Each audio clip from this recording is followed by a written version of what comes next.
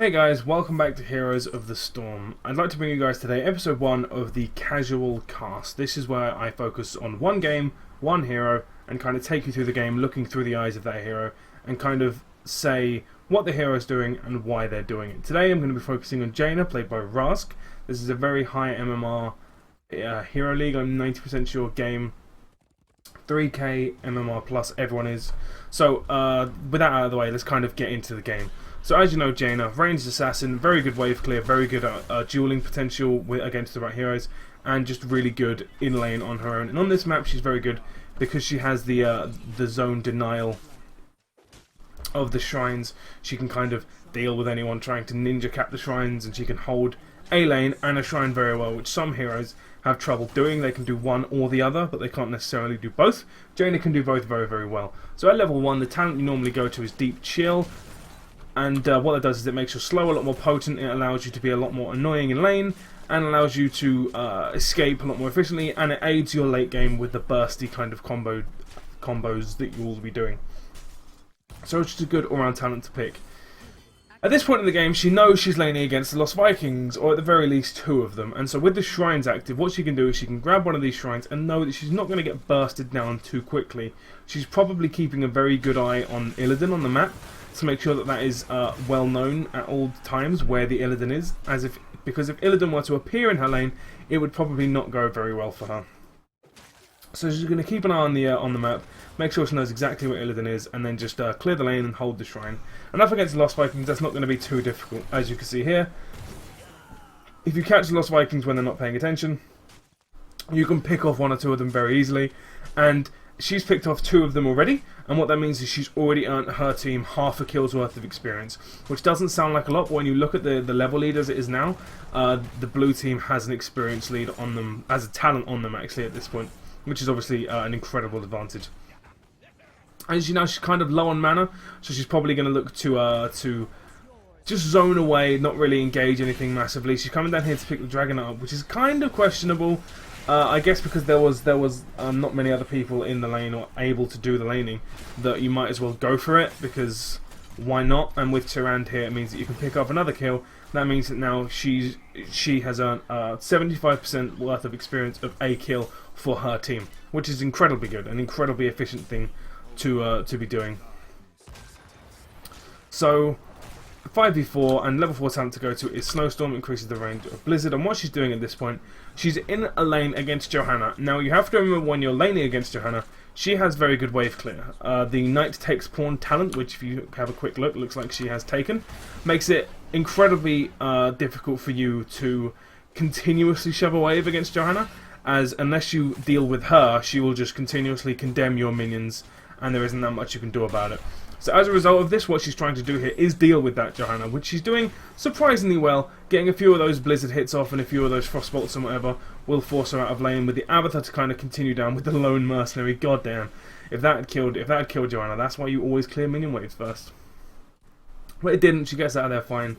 But with the backup of the Avatar and with the healing fountain which she gets, she can afford this kind of, I wouldn't say kind of errors. I would just say these more aggressive decisions. So as you see now, she has a risk of getting caught out. Illidan, she knows exactly where Illidan is, so she's not too much of a worry. The reason I'm mentioning Illidan so much is there's no one else who can really appear and really wreck your day as much as Illidan can on the enemy team. Doesn't like she's going to die here. She might take her health's probably going to drop uncomfortably low, but again, she knows exactly where Illidan is, so she can stay out of lane a little bit longer. And at this stage in the game, keeping experience is very good.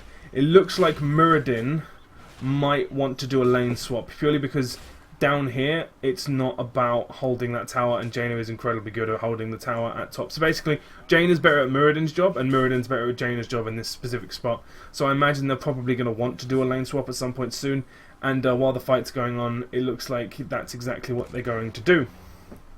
So just to kind of go over that one more time, what happened there was, Jaina's very good at holding the shrine. She's also very good at dealing with 2 small minions, 2 small heroes at once.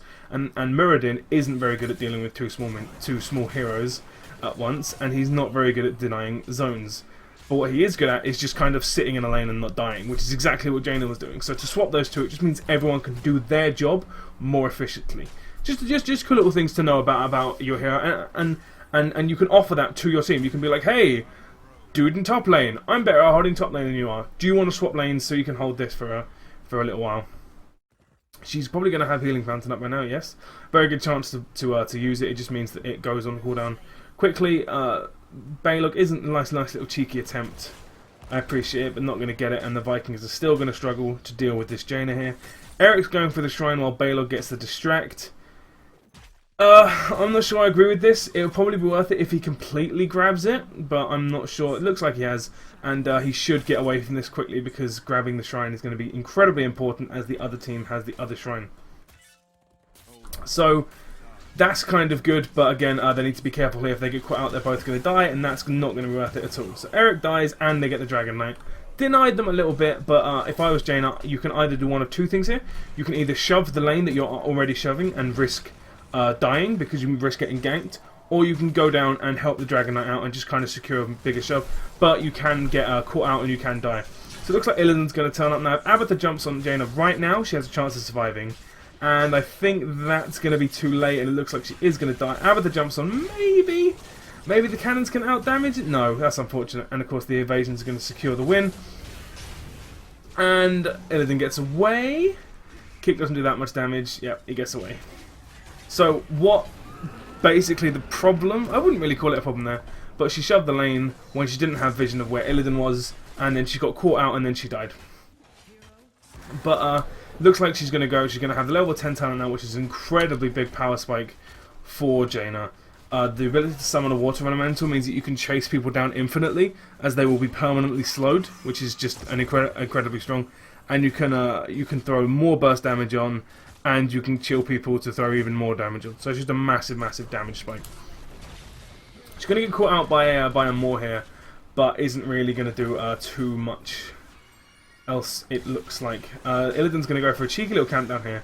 Doesn't look like anyone's really suspicious of this. So it looks like this is going to go uncontested. Yeah, I don't think... basically, I'm trying to see if there's anything Jaina could do, and there kind of isn't. You wouldn't ever expect or suspect that Illidan is going for your camp. So why would you think to look there? Murky getting away, luckily, with the help of the two teammates there. Going in, gets lucky stun. If Jaina can land a couple of hits here... There's the burst. Didn't even use the ult. Just using burst damage is just... The burst damage on Jaina is just so strong if you use it at the right times, which of course Ross did incredibly well there. So what you could do as Jaina, and what you should do as Jaina in this situation, is exactly what Abatha just did, and just take out the creep tumors. There's no reason to keep them alive. It just gives their Zagara vision, and it lets you know, and obviously it means that Zagara has somewhat of an edge on you. You can't hide in bushes, and hiding in bushes as an assassin is incredibly strong. If he gets a couple of hits off and a lucky stun, good stun. I say lucky, that was just a very good stun. That's going to be a very nice pickup, and that's one of the things that Jaina can do. So at this stage in the game, what she's trying to do is she's looking for picks, which is an entirely valid strategy to do on Jaina. Because you have the burst damage, looking for those support specialists or assassins, kind of warriors to some extent, but not so much, that are out of position, that have overextended in one lane, or to get an objective, or to defend something. You can just arrive in their lane, or arrive near them, particularly if you have anyone with some CC for a support. So Muradin is perfect for this. You can just arrive in their lane and then just blow them up before they can really react to you. And it's just incredibly strong for doing this. So she suspects that she's going to have company in this lane. She's right, but it is only company in the form of Balog. So, kind of an easy kill. Is it going to happen? Frostbolt coming up soon. Got him. Now she needs to be careful because Eric is starting to hurt. However, he will die in about 2 seconds. Olaf is here. She doesn't know Olaf is here. If that was someone who was a little bit more dangerous, like an Illidan or a Zagara, that probably would have been rather troublesome. However, it wasn't, so that seems to be fine. I'm going to clear out these waves here. So, at this stage in the game, it's just kind of roam about the map. She could get stuck into the team fights. That would be perfectly valid and perfectly justified. And it looks like she's heading... Yes, you have to deny them at this point. But so the two things Jaina could do at this point is she could either try and push a wave and push a fort as a result while capturing a shrine, so she could push top in this case, or she can do what she's doing, which is just deny them and look for picks. I suppose there's three things she could do. She could look for picks on someone who's capturing a shrine or whatever, or the third thing she could do is she could just get stuck into the team fights, which of course is probably the more dangerous the most dangerous of the tactics, but it's probably going to be the one that I wouldn't say she excels at most, but she's going to be able to do a lot of damage. So basically what she did there was she just blew people up. Use the water elemental, get a free kill, put Zagara on the waiting list to join back into the game. Meanwhile, Abatha's getting a little bit happy there. Abatha's cloned Jaina, so I've got to be careful here. We'll end up looking at the wrong Jaina, and it looks like she's going to go up to top lane, just grab the shrine. The objective on this map gets more powerful and gets longer depending on the level of both teams. So the higher level you are in the game, the stronger the Dragon Knight will be. So the later in the game, the more potent the Dragon Knight is. So basically this is the second Knight. The second Knight's always worth grabbing. I think she might be looking for a pick here on the Zagara. Maybe? I would probably commit to this team fight in mid. I probably wouldn't sit here. I mean, picking up Eric is nice, but I don't know about it. So now she's just kind of clearing the lane, holding the shrine, which is what she did back in the early game. She did incredibly well. Looks like she's going to come down into mid lane, try and help out with this team fight a little bit. A little bit too late in my opinion, just lets Zagara walk past completely unopposed, which is kind of fine. She will have vision of the Rhaegar and maybe of the Illidan as well, so she knows that she's not going to get ganked too hard anytime soon. But I would probably try and get stuck in at this point. Look for a double gank with the Muradin, maybe even with the Murky, if the Murky's gone much to the Murloc. So completely ignore me. Grabbing this shrine, yep, good jump there, and a good stun. Oh, that's unfortunate. Now it's 2 on total. She's got to be very careful here. The chill is going to help her out. Another hit on the Blizzard will kill her, and then the chill effects from the Water Elemental will mean that Johanna's going to have a very difficult time to deal any damage to this Jaina. Primarily just because she's going to be crit through the roof. Even if Eric does come in, he's not going to be able to help her out too much. A good Blizzard will secure a kill, and there it goes. It's 2 for none. That's 2 and a quarter for none, and the team secured the Dragon Knight. So what she did there was ultimately the right decision to do.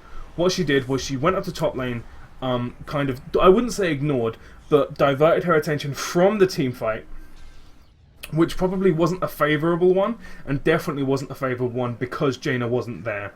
But she diverted her attention from that team fight to capture an objective, and then when the fight got elongated and their team kind of spread across the map, she did what she did best, which is pick up 1 kill, and then with the help of Muradin picked up 2 kills for none, increasing the experience lead and allowing the Dragon Knight to be secured. And then you can just afford the kind of luxury of hearthing back, getting full health and mana, and then coming back in and deciding on your next move. So the next move is probably, it looks like, going to be to go and help the shove with the Dragon Knight. The Dragon Knight isn't low HP and you've only got Merkin and Abatha to help you out. However, 1 good Blizzard and the whole team gets softened up. There goes 2 of the Vikings, and all of a sudden it looks like a much more reasonable situation. A good healer on the Rhaegar, unfortunately, is going to be on himself, so it's not going to allow anyone else to really stay alive that strong, that much more.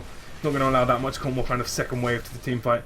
Zagara needs to be careful, he could get locked up really quick. Good Maw, that's a very good Maw in fact, that's going to save her life. Just about. Tyrann needs to be careful, a good owl will cost her a life. And looks like Jaina's going to keep helping this shove, which is a very good thing to do. It's a 5v4 at the very best for them, and we know that Eric is in top lane, so there is a less risk of a longbow. So, because of course a longbow in this situation can be incredibly deadly. So Jaina looks like she's going to go down here and just kind of collect the seeds, the siege giants. I love this. I love the whole push. Oh, we can't push any further. Let's pull back and just dominate their side of the map for a while, which is exactly what it looks like they're doing. Unfortunately, they have decided to do it a little bit late, so they're not going to be able to get all of the rewards, just only half of the rewards. And it looks like Johanna's going to be able to clear that out, but this does allow the team to re-engage ever so quickly. Picking up an Illidan here would be big. Forcing him to use his ult just to escape is pretty big as well. Blowing up the Rhaegar would be nice, so she's getting stuck into the team fight. Now she's like, right, let's use big damage and really start blowing some people up. With the stuns, with the lockdown, and with the CC, and just with the overall damage of Jaina, it's just so difficult for any team to deal with, particularly a team that's kind of has an experience lead. Once Jaina has an experience lead, so difficult to deal with her. Oh, that was a good stun. It's going to mean the end of the Lost Vikings, and that will be an ace, and for none, which is incredible. And if we have a quick look at the stats, as you can see, Jaina's damage is not as high as Abatha's, but Abatha is incredibly strong. It just means that they're going to be able to win the game really easily off of that team wipe. So, as you can kind of see, what Jaina did, which is what I see a lot of Jaina's not doing, is using her strengths to deny the team, not just killing them, just be like, okay, you want to come get this shrine, you're going to take big damage, and when the team fight that happens, and it will happen over this objective, your team's going to be at disadvantage because I've dealt this damage to you. Very, very, very good plays. I think there was also very good plays from the Muradin. If I could easily go over this game again, looking at it from the Muradin's point of view, and just kind of looking at how he dealt with things, because he dealt with things incredibly well. And I could do something similar for the Abathur. I would love to be able to do it for Abathur, but of course Abathur just sits back at base and symbiotes on people, and I would have no idea who he's symbioting on. Other than that, I think that was a very good game.